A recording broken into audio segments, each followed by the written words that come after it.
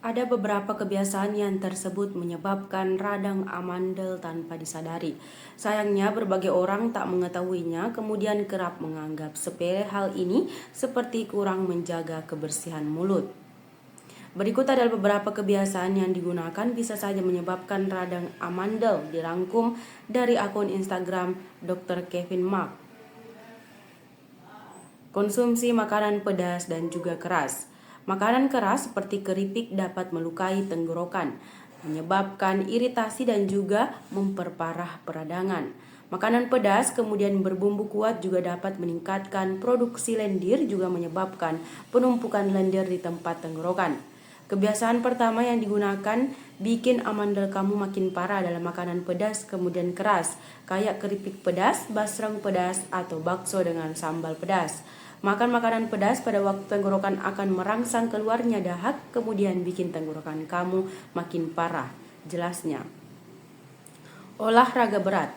Meski tidaklah secara langsung, namun ada beberapa faktor terkait aktivitas fisik yang tersebut dapat memicu atau memperparah kondisi ini. Khususnya bagi individu yang dimaksud sudah ada memiliki kecenderungan radang amandel, seperti sistem imun menurun, kurang asupan cairan, olahraga dalam lingkungan tak sehat.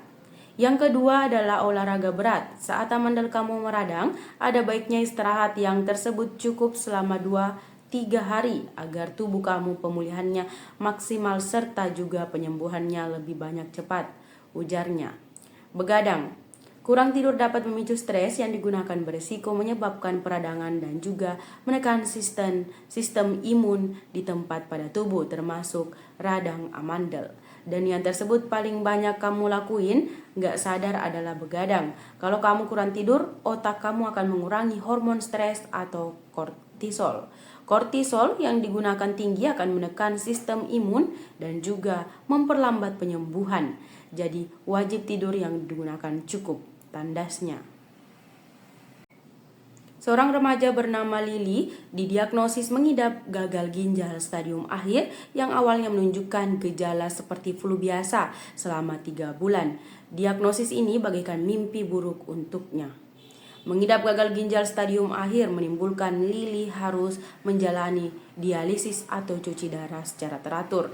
Namun, dokter berpendapat bahwa ada kemungkinan perempuan 14 tahun itu membutuhkan transplantasi pada masa mendatang.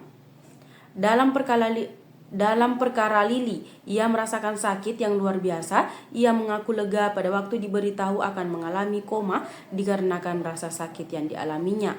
Lily kemudian dipindahkan ke unit perawatan intensif anak pada Rumah Sakit Anak Bristol. Di sana ia menghabiskan 3 hari di keadaan koma. Gagal ginjal stadium akhir terjadi ketika fungsi normal ginjal hampir berhenti. Menurut Mayo Clinic, ginjal yang menyaring limbah juga cairan berlebih dari darah yang digunakan kemudian dikeluarkan melalui urin. Ketika ginjal kehilangan kemampuan menyaringnya, kadar cairan, elektrolit juga limbah yang mana berbahaya dapat menumpuk di tempat di tubuh. Dengan penyakit ginjal stadium akhir, Anda memerlukan dialisis atau transplantasi ginjal agar masih hidup. Jelas Mayo Clinic. Gejala umum yang dimaksud terlihat selama tahap ini adalah mual, muntah, kehilangan nafsu makan, kelelahan, pembaharuan pola buang air kecil, nyeri dada, sesak napas, pembengkakan kaki, pembengkakan pergelangan kaki, tekanan darah tinggi, sakit kepala, kesulitan tidur, penurunan fungsi kognitif, kedutan otot, gatal juga rasa logam. Pada beberapa individu seperti persoalan hukum Lily, beberapa gejala bukan terlalu menonjol.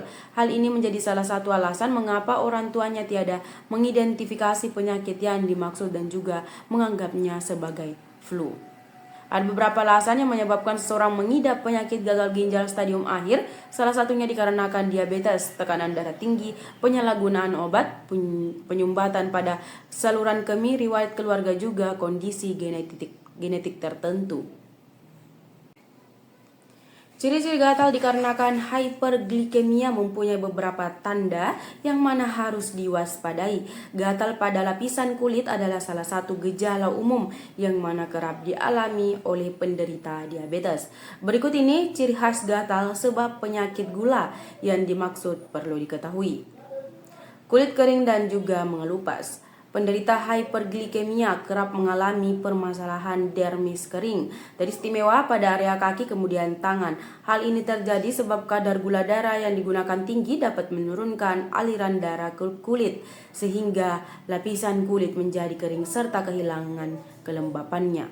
Kulit yang dimaksud kering ini rutin kali terasa gatal kasar serta dapat mengelupas apabila tiada dirawat dengan baik. Gatal terutama dalam bagian lipatan tubuh. Gatal oleh sebab itu penyakit gula rutin terjadi pada area lipatan tubuh seperti ketiak, selangkangan, atau di dalam bawah payudara. Hal ini disebabkan oleh infeksi jamur atau bakteri yang digunakan lebih besar mudah tumbuh di tempat yang mana lembab. Kadar gula yang mana tinggi di tubuh menciptakan lingkungan yang dimaksud kondusif bagi pertumbuhan mikroorganisme tersebut.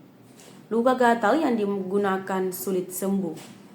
Penderita hyperglikemia kerap mengalami luka atau goresan kecil yang dimaksud sulit sembuh.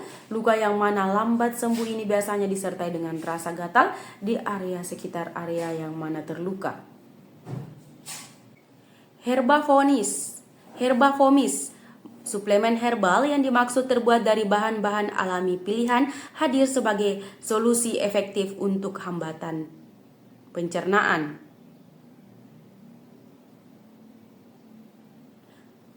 Formulanya dirancang khusus untuk meredakan ketidaknyamanan akibat kembung dan juga mual, memberikan kelegaan yang digunakan cepat kemudian aman.